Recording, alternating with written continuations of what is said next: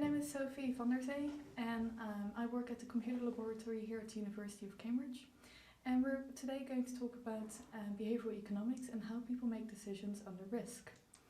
So people constantly make decisions involving different levels of risk and uncertainty.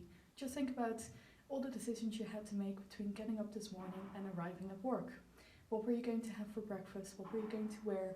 And whenever you leave the house, is it safe to cross the street? Because decisions have such a large effect on how we behave, psychologists and economists have tried to capture human decision-making under risk in theoretical models to both explain and predict how people are going to behave. So the most dominant theory for about 2 centuries was the expected utility theory created by Daniel Bernoulli in 1738. The expected utility theory has sort of 3 important concepts that I would like you to try to capture. The first one is utility, which is not sort of the absolute value of whatever you're grasping, so for example money, but it's the psychological value. The second concept is wealth, which is sort of the current state, what you have at the moment of having to make a decision. And the last one is that it's a rational choice model. So let's start with utility. Utility is important to understand that utility does not increase proportionally with the amount of money. So for example, when you have a certain amount of money, the first pound extra is not the same thing, is worth more than number 10 or number 100. So whenever you're looking at gamble or making decisions under risk, you need to assess it by its expected utility rather than the expected absolute value. The second concept is wealth, because what the utility of something is depends on what you have to start off with. So for example, if you have the chance to win £10, that means something very differently for someone who only has £10 than for someone who has 100, 1,000 or maybe £100,000 to start off with. Therefore, wealth, or your current state, is included in the analysis when you're trying to calculate what the best option is. And all this together means that the expected utility theory is a model of rational choice. It's based on the idea that people act rationally.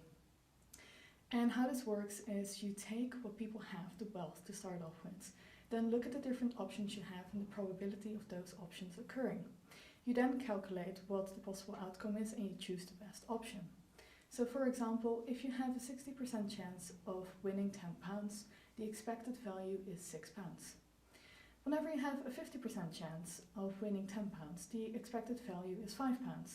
So if you have to choose between the expecting to win £6 or £5, people rationally will choose £6 because winning more is better. So people are expected to choose the best option. However, we know that although we're able to make rational choices, we actually often don't do that. And I'm going to discuss 2 different reasons of why we don't with you today.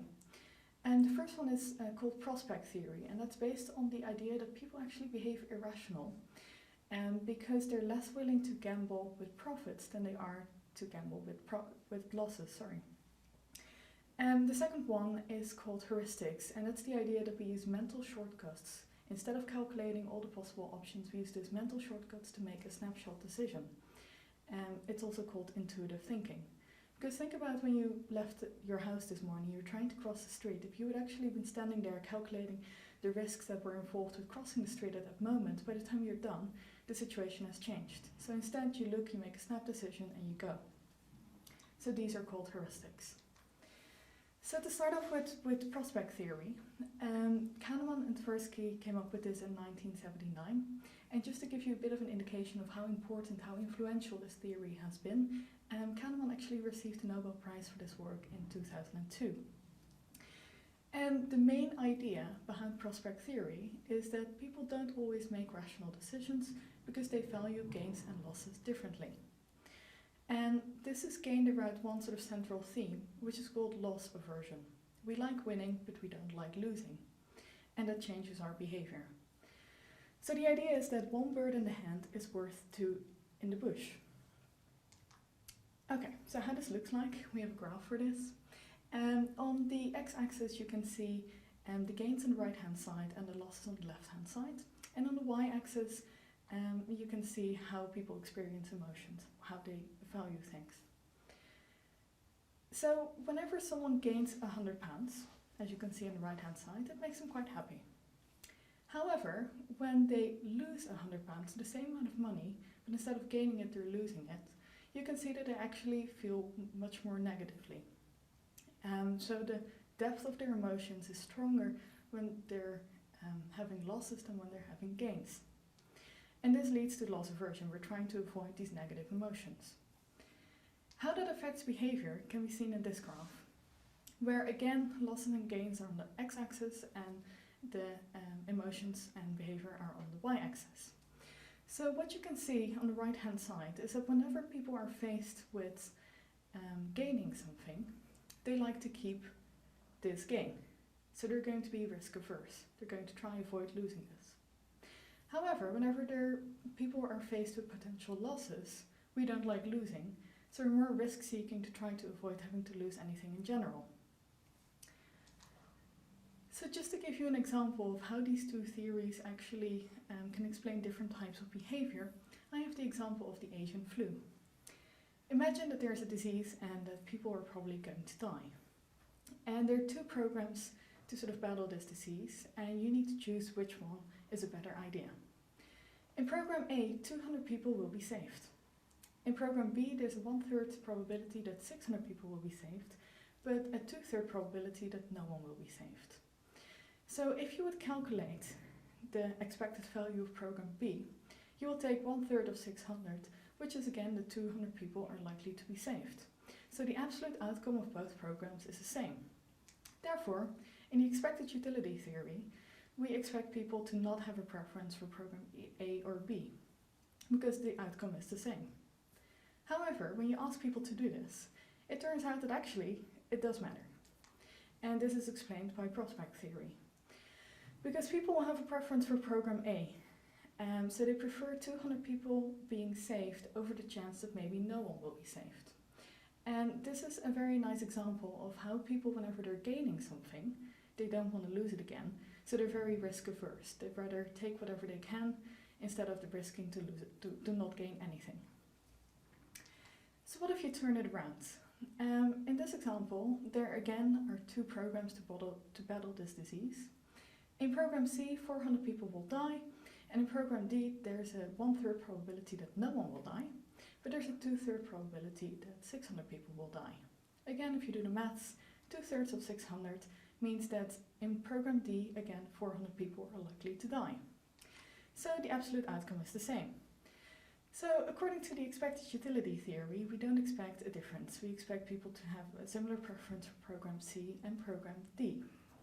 However, when we ask people to do this, people actually do show a preference, and now they show a preference for program D. They actually like to risk it. So this is the idea of whenever you frame this as people being likely to die, this is a loss situation, and people don't like losing.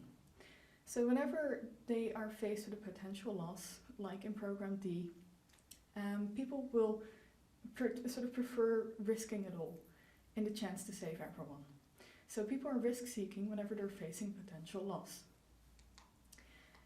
So what have we learned about prospect theory? Well, first, people do not always make a rational decision, and they don't always choose the best option on paper. Experiments show consistently that people deviate from rationality in a very consistent and predictable manner. And one of the reasons is that people sort of value gains and losses differently and therefore behave differently. So what I wanted to show you with this example of the Asian flu is that it really matters how you're framing things, because in all four programs, 200 people were going to live and 400 people were going to die. So that didn't change. The absolute outcome of none of the programs changed. However, we changed phrasing it as a gain situation or a loss situation. And what we show is that phrasing it in a gain situation or loss situation actually changes people's preferences and their behavior. So it ain't what you say, but it's the way you say it.